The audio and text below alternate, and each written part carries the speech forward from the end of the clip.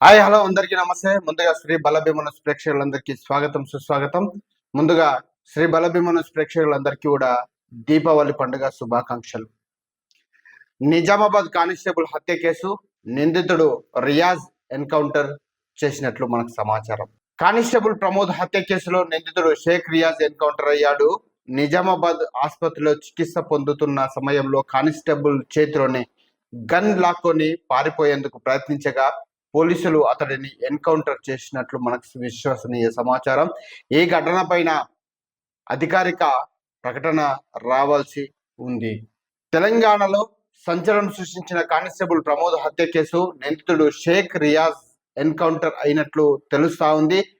తీవ్ర గాయాల కారణంగా నిజామాబాద్ లోని ప్రభుత్వ జనరల్ ఆసుపత్రిలో చికిత్స పొందుతున్న రియాజ్ కానిస్టేబుల్ చేతిలో గన్ లాక్కునే ప్రయత్నం చేయగా పోలీసులు అతడిని ఎన్కౌంటర్ చేసినట్లు సమాచారం.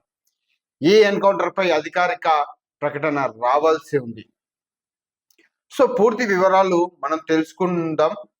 నిజామాబాద్ పట్టణంలో విధి నిర్వహణలో ఉన్న సిసిఎస్ కానిస్టేబుల్ ప్రమోద్ పై నిందితుడు షేక్ రియాజ్ అత్యంత దారుణంగా కత్తితో పొడిచి అక్కడి నుంచి పారిపోయాడు.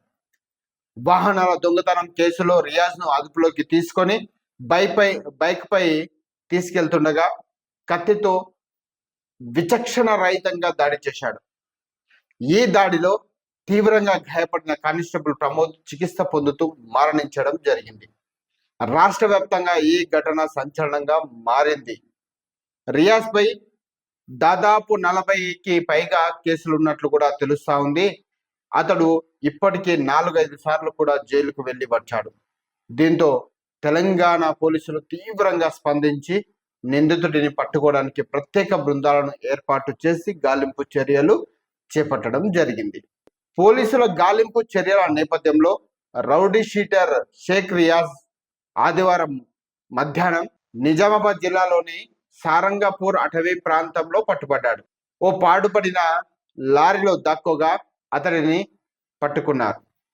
అయితే ఆ సమయంలో పోలీసులను చూసిన రియాజ్ పారిపోవడానికి ప్రయత్నించే క్రమంలో తీవ్ర గాయాలు అయినట్లు పోలీసులు తెలిపారు. వెంటనే నిందితుడిని అదుపులోకి తీసుకొని చికిత్స కోసం స్థానిక ఆసుపత్రికి తరలించారు. ఈ రోజు ఉదయం రియాజ్ కు 4 రకాల ఎక్స్రేలు తీసి చికిత్స కొనసాగించారు.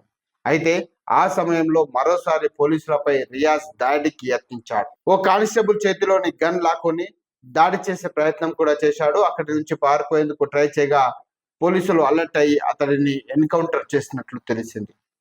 రియాజ్ ఎన్కౌంటర్ పై ఉన్నతాధికారులు వివరాలు వెల్లడించాల్సి ఉంది. చూస్తూనే ఉండండి శ్రీ బలభీమ న్యూస్ ఛానల్. ధన్యవాదాలు.